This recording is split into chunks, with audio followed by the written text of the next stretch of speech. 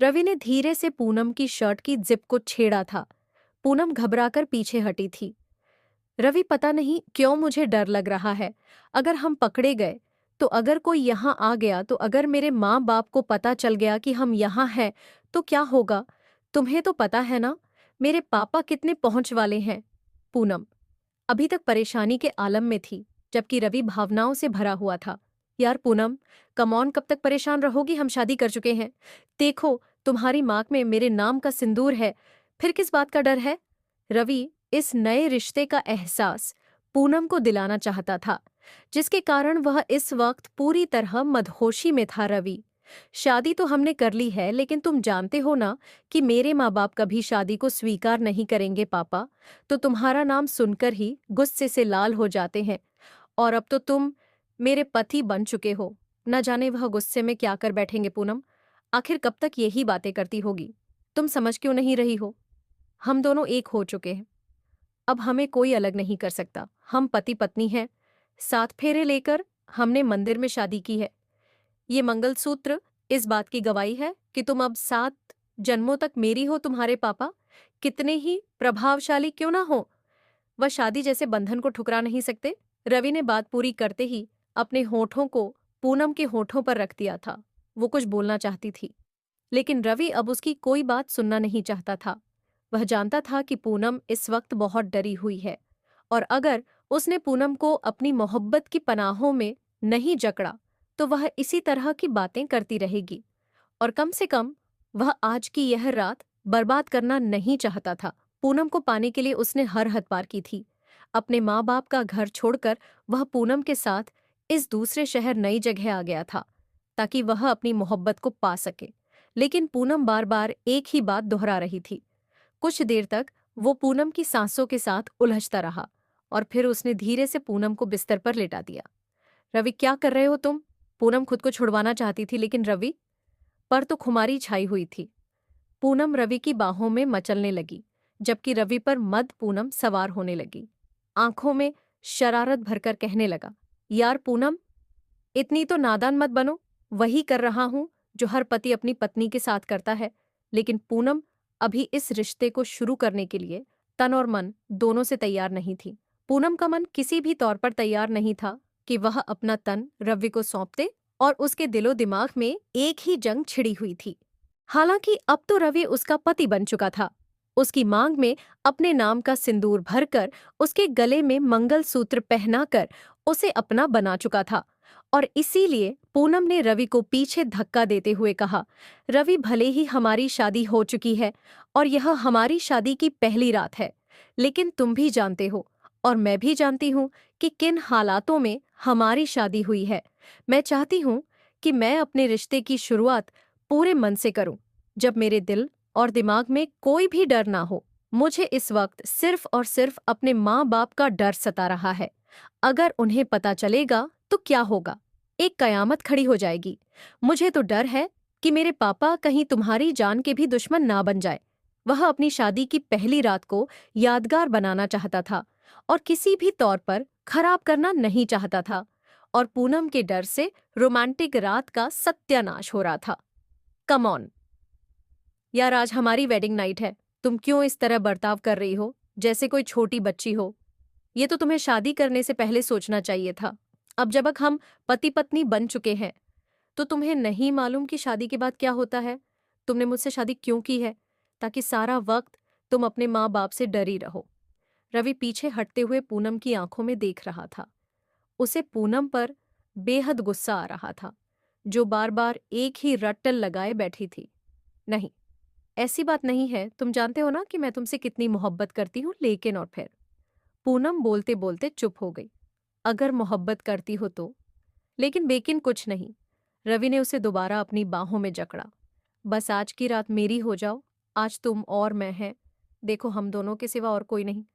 रात का सन्नाटा है, और अब मेरे लिए खुद को तुमसे दूर रखना बहुत मुश्किल है। अब बस दोबारा कोई बहाना ना करो। पूनम को समझाते हुए वो खुद उसके पास हो गया था। रवि की उंगलियां पूनम के बदन पर गुस्ताखियां करने लगी थी, और पूनम के बदन में बिजलियां दौड़ने लगी थी। अब इस मोहब्बत भरे स्पर्श से भागना पूनम के लिए नामुमकिन था।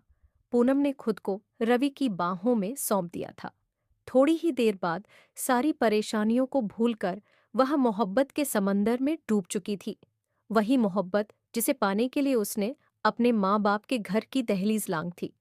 रवि को पाने के लिए उसने हर हद पार की थी। धीरे धीरे रात बीत रही थी और वे दोनों एक दूसरे में खो चुके थे। मोहब्बत ने अपनी मंजिल पा ली थी, लेकिन कौन जानता था कि ऐसी मोहब्बतों का अंजाम कितना भयानक होता है। सारी रात भी दोनों एक दूसरे के साथ रहे थे और फिर अगली सुबह चिड़ियों के चहचहाट से पूनम की आंख खुली थी। वह रवि के पहलू में, रवि के बाजू पर सर रखे सो रही थी। जब आंख खुली तो हड़बड़ाकर उठ बैठी। रात का एक एक सीन उसकी आंखों के सामने घूम गया था और शर्म से उसके गाल तकला हो गए थे। अचानक ही उसे रवि पर प्यार आ गया। उसने रवि के माथे को चूम लिया। पूनम के होठों का स्पर्श पाते ही रवि ने भी अपनी आंखें खोल दी थी। पूनम को अपने सामने यूं हंसता मुस्कुराता देखकर रवि भी मुस्कुरा दिया था और उसे दोबारा से अपनी बाहों में भर लिया था। उसके माथे पर प्यार करते हुए कहने लगा, पूनम मेरी जान, अब कैसा महसूस कर रही हो? रात तो तुम इतना डर रही थी कि एक पल के लिए तो तुमने मेरा मूड ही खराब कर दिया था यार। अब तुम मेरी पत्नी हो तो डरने की क्या क्या जरूरत है। जो होगा हम दोनों मिलकर हालात को फेस करेंगे। और यह सच भी था कि पूनम के दिल में अब कोई डर नहीं था। जो वहम थे वो धीरे धीरे निकल गए थे क्योंकि रवि उसके साथ था। रवि का प्यार पूनम की सबसे बड़ी ताकत था। पूनम कहने लगी, रवि मुझे अब किसी बात का डर नहीं क्योंकि मैं तन और मन से तुम्हारी हो चुकी हूं। लेकिन बस एक वादा करो, कभी मुझे बीच मलधार में छोड़कर मत जाना क्योंकि तुम्हारे बिना मेरा गुजारा नहीं। तुम मुझे छोड़कर चले गए तो मैं कहाँ जाऊंगी? अब तो तुम्हारे सिवा मेरा कोई भी नहीं क्योंकि मैं अपने सभी रिश्तों को बहुत पीछे छोड़ आई हूं। पूनम की आंखों में अनदेखे डर सर उठाने लगे थे, लेकिन रवि जल्दी से उठकर बैठ गया और उसके हाथों को अपने हाथों की मजबूत पकड़ में लेकर कहने लगा, पूनम रवि मर तो सकता है लेकिन अपनी पूनम की आंखों में कभी आंसू नहीं देख सकता। कभी मत सोचना कि मैं तुम्हें धोखा दूंगा। यह कहकर रवि ने पूनम को अपने साथ लगाकर उसे तसल्ली दी। यह दोनों की जिंदगी नई शुरुआत थी और पहली सुबह थी जो बहुत ही रोशन थी। सुबह होते ही रवि ने पूनम से कहा था, मैं तुम्हारे लिए कुछ कपड़े और खाने पीने का इंतजाम करता हूँ, तुम यही मेरा इंतजार करना। ये एक छोटा सा एक कमरे का मकान था जिसे रवि ने अपने दोस्त की मदद से किराए पर लिया था। पूनम घबराकर कहने लगी कि मैं भी तुम्हारे साथ चलूंगी, लेकिन रवि ने मना कर दिया। वह कहने लगा, तुम्हारा बाहर जाना खतरे से खाली नहीं है। तुम तो जानती हो ना कि तुम्हारे पापा के कितने ऊंचे संबंध हैं। अब तक वो यहीं कहीं शहरों की पुलिस को खबर कर चुके होंगे कि तुम लापता हो, और अगर किसी ने भी तुम्हें देख लिया तो बड़ी परेशानी होगी। तुम्हारे पापा अपनी पावर और पोजीशन का खूब इस्तेमाल करेंगे। रवि ने उससे बाहर निकलने के लिए सख्ती से मना किया और कुछ जरूरी सामान लेने का कहकर चला गया। पूनम को भी रवि की बात समझ में आ गई थी और उसने रवि को घर से बाहर अकेले भेज दिया और कमरे के दरवाजे को अंदर से अच्छे से बंद कर लिया और घर की साफ सफाई में लग गई। धीरे धीरे घड़ी की सुइयां आगे की तरफ बढ़ती गई और समय गुजरता चला गया। सुबह से दोपहर और दोपहर से शाम हो गई। न रवि वापस लौटा था, न उसका फोन आया था। यहाँ तक कि रात का अंधेरा फैलने लगा था। उसका फोन भी नहीं लग रहा था। रात के वक्त पूनम को बहुत डर महसूस हो रहा था। वह रो रही थी, परेशान हो रही थी, लेकिन किसी को भी अपना मसला नहीं कह सकती थी। उसके आसपास कोई भी तो नहीं था। वह सारी रात यूं ही परेशानी की आलम में जागती रही थी और फिर अगली सुबह का सूरज निकल आया था। ना चाहते हुए भी वो चादर ओढ़कर मुझे 5 रवि की तलाश में निकल पड़ी, लेकिन बहुत तलाश करने के बावजूद उसे रवि के बारे में कुछ भी पता नहीं चला। और ऐसे ही दूसरा दिन भी गुजर गया और फिर उसके कान में उसके पापा की बात सुनाई दी कि यह लड़का 4 दिन ऐश करने के बाद तुम्हें छोड़कर चला जाएगा। यह तुमसे नहीं, तुम्हारे शरीर से, तुम्हारी दौलत से प्यार करता है। ये जानता है कि तुम्हारा बाप एक हाई प्रोफाइल इंसान है, इसीलिए यह तुम्हें अपने प्यार के जाल में फंसा रहा है। उसके पापा ने कई बार यह बात दोहराई थी और अब जब रवि का कुछ पता नहीं था तब यही बातें उसके कानों में गूंज रही थी। क्या वाकई रवि उसे छोड़कर चला गया था? दूसरा दिन भी अपने अंत को पहुंचा था और पूनम वापस उसी एक कमरे के घर में बैठी थी। तीसरा दिन भी पूरी तरह से निकल गया था और रवि वापस नहीं आया था। पूनम को ना चाहते हुए भी इस बात पर यकीन करना पड़ा कि रवि उसे छोड़कर चला गया है। शायद उसने उसे धोखा दे दिया था। उसके पापा यही तो कहते थे कि निचली जात का लड़का है, कब तुम्हें मुंह के बल गिराए। तुम्हें पता भी नहीं चलेगा पूनम। पूरा दिन रोती रही थी। उसके पास जो पैसे थे वे इतने थे कि वह महीने 2 महीने तक अपना गुजारा चला सकती थी। वह घर से अपना गहना और पैसे लेकर निकली थी और वह गहने और पैसे पूनम के पास जैसे के तैसे पड़े थे। रवि ने तो बाहर जाने से पहले भी पूनम से एक पैसा भी नहीं मांगा था और ना ही उसकी उसी चीज को हाथ लगाया था। फिर वह कैसे यह मान लेती कि रवि ने उसे धोखा दिया है? क्योंकि अगर रवि के मन में फरेब होता, उसे धोखा देना होता, तो सबसे पहले वो पूनम के जेबर और उसके पैसों पर हाथ साफ करता और उसके साथ कम से कम हफ्ता 2 हफ्ता रहने के बाद अपने तन की प्यास बुझाता। उसके बाद ही पूनम को छोड़कर जाता। लेकिन शादी के दूसरे दिन ही रवि घर से गायब हो चुका था। पूनम के किसी भी सामान को हाथ भी नहीं लगाया था और इसीलिए पूनम यह बात मानने को तैयार नहीं थी कि रवि उसे धोखा देकर जा चुका है। डर के मारे पूनम का दिल जोरों से धड़कने लगा था। पता नहीं क्यों उसे अनजाने डर सताने लगे थे और फिर वह भगवान के चरणों में जाकर बैठ गई और रो रो कर रवि की सलामती और उसकी वापसी की दुआएं करने लगी। अगर रवि को कुछ हो गया तो मेरा क्या होगा? यही सोच सोच कर उसका दिल हौल रहा था। उसने फैसला कर लिया कि वह इसी घर में रहकर रवि का इंतजार करेगी। उसके पास इतने पैसे और जेबर थे कि वो कुछ महीनों तक अपना गुजारा कर सकती थी। इसलिए उसने वापस जाने का फैसला न करते हुए इसी घर में अपनी जिंदगी को आगे बढ़ाने का फैसला किया था।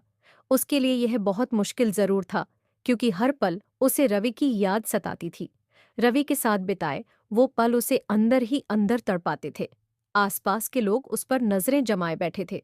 सब लोग उसे शक भरी नजरों से देखते थे, क्योंकि अनजान जगह थी, अनजान लोग थे और यूं किसी अनजान लड़की का रहना शक में डाल रहा था। और इसीलिए कितने ही गैर मर्द उस पर नजरें जमाए बैठे थे। हर वक्त वह खुद को असुरक्षित महसूस करती थी, लेकिन वह रवि की वापसी का इंतजार करना चाहती थी। 20 से 25 दिन ही गुजरे थे कि पूनम की तबीयत बहुत ज्यादा खराब हो गई। मजबूरी में वह एक डॉक्टर के पास गई तो डॉक्टर ने जो खबर सुनाई, वह सुनकर उसके पैरों तले से जमीन निकल गई थी। वह उम्मीद से हो चुकी थी।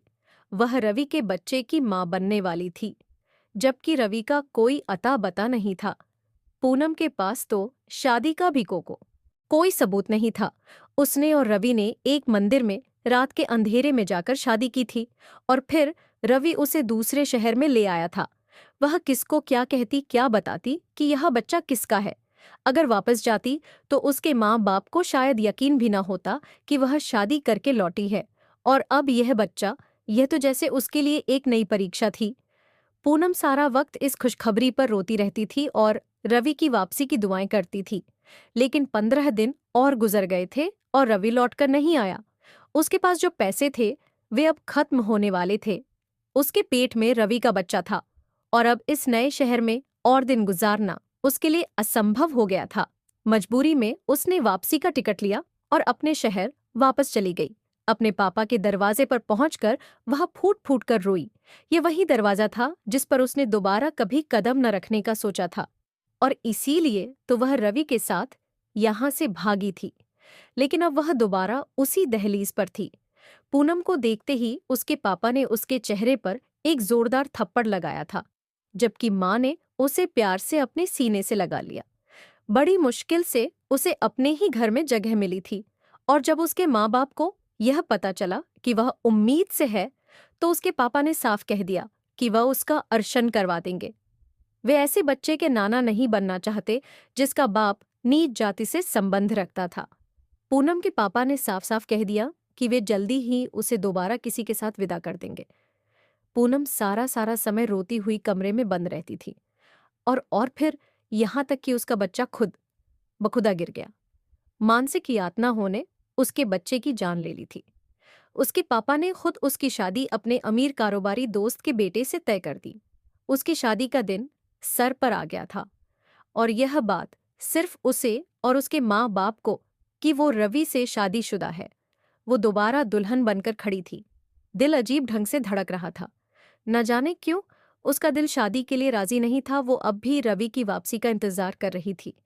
हालांकि उसने यह मान लिया था कि जरूर रवि ने उसे धोखा दिया है। खैर, शादी का समय आ गया था। बारात भी आ चुकी थी।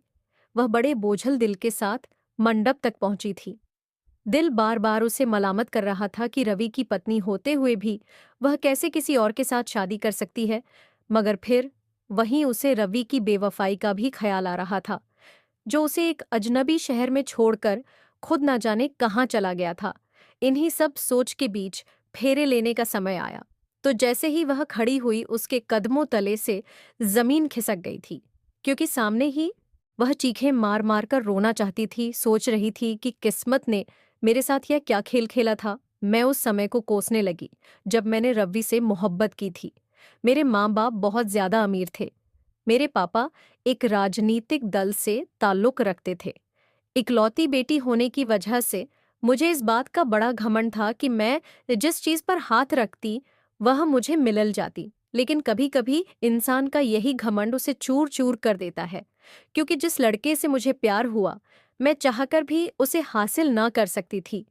और जब यह बात मेरे पापा को पता चली कि मैं रवि से प्यार करती हूँ, तो पापा ने मेरा हाथ पकड़कर मुझे कमरे में धक्का दिया था और कमरे का दरवाजा बाहर से बंद कर दिया, क्योंकि मैंने वो गलती की थी जो हमारे जात के लोगों में बहुत बड़ा पाप समझी जाती थी।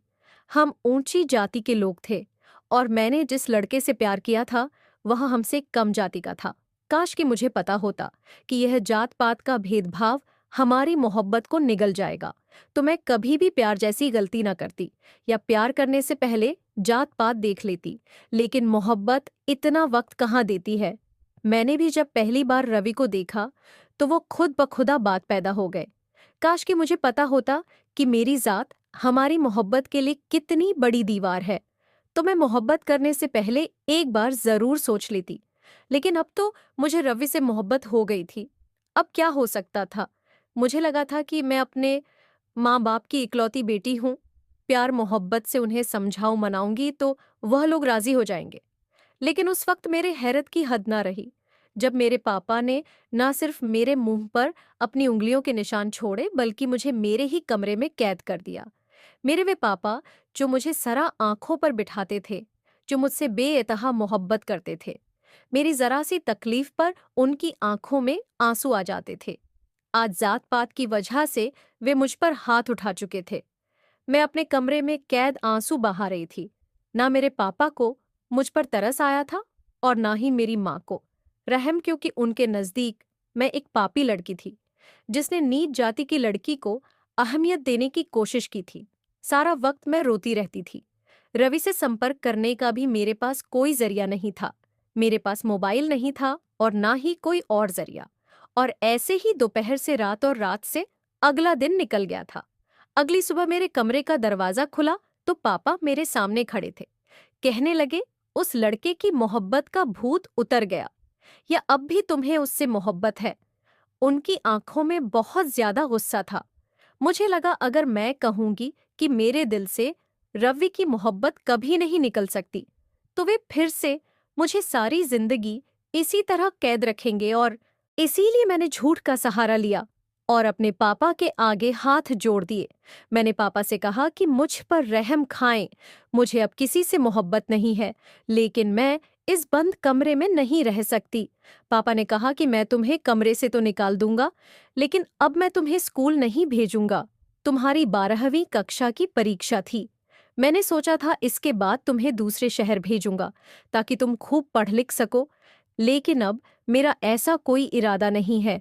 मैं अपने दोस्त से बात कर रहा हूँ। 12वीं कक्षा के तुरंत बाद मैं उसके बेटे के साथ तुम्हारी शादी कर दूंगा। पापा की बात सुनकर मेरे कदमों तले से जमीन खिसक गई थी। रवि के सिवा मैं किसी और का ख्याल भी नहीं कर सकती थी, लेकिन उस वक्त मेरी खामोशी ही मेरे बेहतर भविष्य की जमानत थी। इसीलिए मैं खामोश हो गई।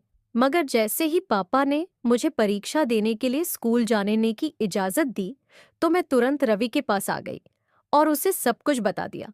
वह पहले ही मेरे लिए बहुत परेशान था। कई बार मेरे घर भी आया था। उसने बताया कि मेरे पापा ने उसे मार पीट कर भगा दिया था।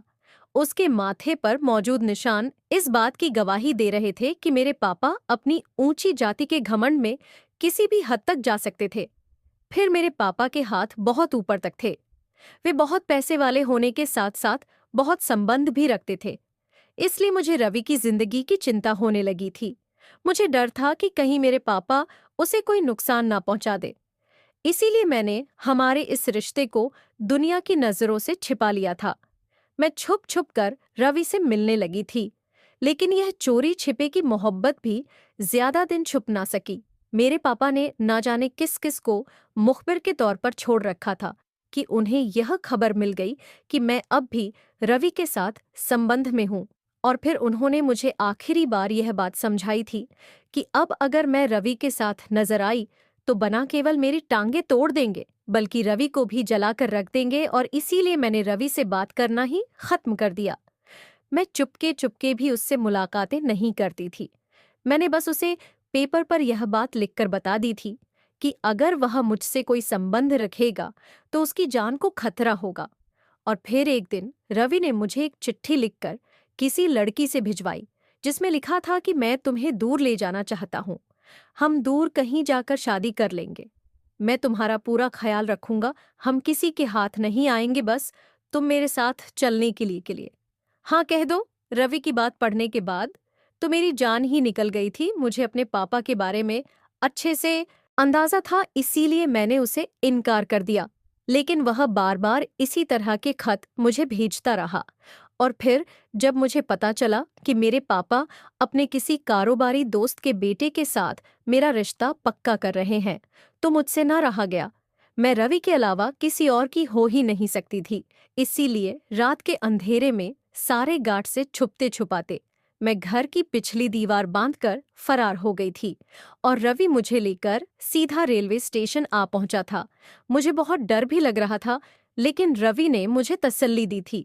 वह कहने लगा, मेरे माँ बाप गांव गए हुए हैं, इसीलिए घर पर ताला है। मैं तुम्हें लेकर दूसरे शहर भी चला जाऊं तो मुझे अपने घर वालों की फिक्र नहीं होगी। मुझे यह चिंता नहीं होगी कि मेरे पीछे मेरे घर वालों के साथ कुछ बुरा होगा। वे सब के सब गांव गए हैं और हमारे गांव के बारे में बहुत कम लोग जानते हैं। पास पड़ोस वालों को भी हमारे गांव की खबर नहीं है कि हम किस गांव से संबंध रखते हैं।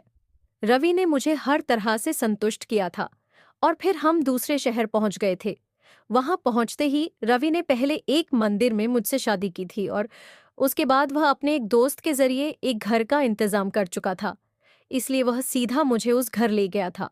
लेकिन वहां जाकर भी मुझे तसल्ली नहीं थी। बार बार यह डर सता रहा था कि अगर मेरे माँ बाप ने मुझे ढूंढ लिया तो रवि के साथ ना जाने क्या करेंगे मेरे पापा।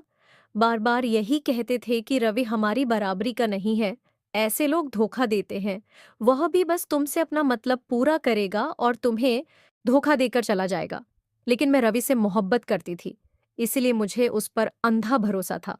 मैंने खुद को रवि के हवाले कर दिया था और वह मुझ पर अपनी बेनतहा मोहब्बत लुटाने लगा था। लेकिन यह मोहब्बत बस एक रात के लिए ही थी, क्योंकि अगले दिन रवि न जाने कहाँ गायब हो गया था। और फिर आने वाले 2 महीने मेरी जिंदगी में बहुत ही दुख भरे थे। मैंने रवि के बिना उस दूसरे शहर में बहुत मुश्किल से दिन गुजारे थे। सारी सारी रात मैं इस डर से जागती रहती थी कि कहीं कोई गैर मर्द मेरे घर में ना घुस आए।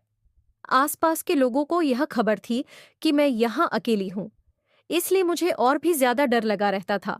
और फिर जब मैं उम्मीद से हुई तो मेरे पास इसके सिवा कोई रास्ता न बचा कि मैं वापस अपने घर चली जाती। और फिर जब मैं अपने घर गई तो मेरे पापा ने न सिर्फ मेरे ऊपर हाथ उठाया, बल्कि मेरी मोहब्बत का भी खूब मजाक बनाया और वापस मेरा रिश्ता उसी लड़के के साथ तय कर दिया जिसके साथ मेरे रिश्ते की पहले बात चल रही थी।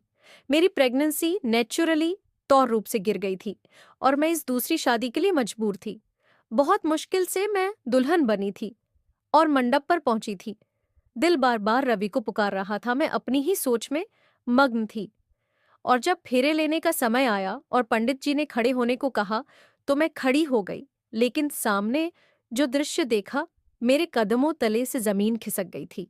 रवि मेरे सामने खड़ा था, फटी फटी निगाहों से मुझे देख रहा था।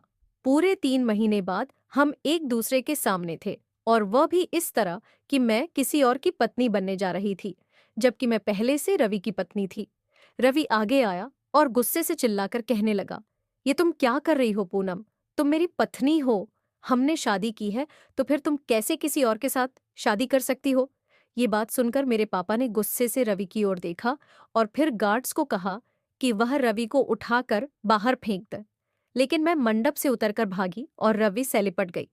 मैंने पापा से कहा कि यह मेरा पति है, मैं इससे मोहब्बत करती हूँ। कम से कम मुझे इस तरह इससे यह तो पूछने दे कि वह इतने अरसे कहाँ था। मेरी बात सुनकर रवि कहने लगा कि मैं तुम्हारे लिए कपड़े वगैरह खरीदने गया था, लेकिन फिर मेरा एक्सीडेंट हो गया। मैं बहुत बुरी तरह हादसे का शिकार हुआ था। कुछ लोगों ने मुझे अस्पताल पहुंचाया। सिर पर चोट लगने की वजह से मैं कोमा में चला गया था। 2 महीने से सरकारी अस्पताल में कोमा में पड़ा था, और फिर जब मुझे होश आया तब मैं तुम्हारी तलाश करने लगा और फिर तुम्हें ढूंढते ढूंढते यहाँ तक आ पहुंचा। लेकिन मुझे यह खबर नहीं थी कि मैं उसके पीछे किसी दूसरे मर्द से शादी के लिए हाँ कह दूंगी। रवि की बात सुनकर मैं रोने लगी। मैंने कहा कि मुझे लगा तुमने मुझसे बेवफाई की है, इसीलिए मैं वापस यहाँ आ गई थी। मेरे पापा ने गुस्से से गार्ड्स को बुलाया और कहने लगे, इस लड़के को यहाँ से दूर फेंको, और मुझे गुस्से से देखते हुए कहने लगे, जाओ फेरे लो, सब मेहमानों में तमाशा बन रहा है। पापा का गुस्सा चरम पर था, मगर तब तक वह दूसरा व्यक्ति जो मेरा पति बनने जा रहा था, वह सच्चाई जान चुका था। कहने लगा, जब पूनम और रवि पति पत्नी हैं, तो फिर मैं पूनम के साथ शादी कैसे कर सकता हूँ? बारात वापस लौट गई थी। मेरे पापा ने रवि को बहुत मारा पीटा। गार्ड्स ने भी उसे बहुत मारा था, लेकिन मैं उसे बचाने की कोशिश करती रही। यहाँ तक कि मेरी माँ बीच में आई, और फिर मेरी माँ ने मेरे पापा से विनती की कि शादी को कबूल कर ले। पापा बिल्कुल भी राजी नहीं थे, लेकिन माँ ने अपना वास्ता देकर उन्हें राजी किया था, और पापा ने मुझे रवि के साथ घर से निकाल दिया और मुझसे अपना हर रिश्ता खत्म कर लिया था। मैं रवि के साथ उसके घर पहुंच गई थी। हम दोनों ने एक नई जिंदगी शुरू की थी। मुझे रवि से बहुत ज्यादा शर्मिंदगी थी कि मैंने उसे बेवफा समझा था। मैंने उसकी मोहब्बत पर भरोसा न करके दूसरी शादी करने जा रही थी। अगर रवि कुछ देर और कर देता तो शायद मैं किसी और की पत्नी बन जाती। शायद मैं किसी और के साथ वह संबंध बना लेती जो सिर्फ और सिर्फ रवि का हक था। लेकिन शुक्र था कि आज हम दोनों एक दूसरे के साथ हैं और एक अच्छी जिंदगी गुजार रहे हैं। मैं आप सबसे भी यही कहूंगी कि जात पात का फर्क कुछ नहीं होता। अगर इंसान को मोहब्बत हो तो वह किसी भी जात के इंसान से रिश्ता जोड़ सकता है। रिश्ते मोहब्बतों की बुनियाद पर कायम होनी चाहिए, न कि जात पात की बुनियाद पर। दोस्तों, आज की हमारी यह कहानी आपको कैसी लगी? जरूर बताना। पसंद आई हो तो प्लीज लाइक करना। रोज एक नई कहानी सुनने के लिए हमारे चैनल को भी सब्सक्राइब करना। तो दोस्तों, मिलते हैं अगली किसी नई कहानी के साथ।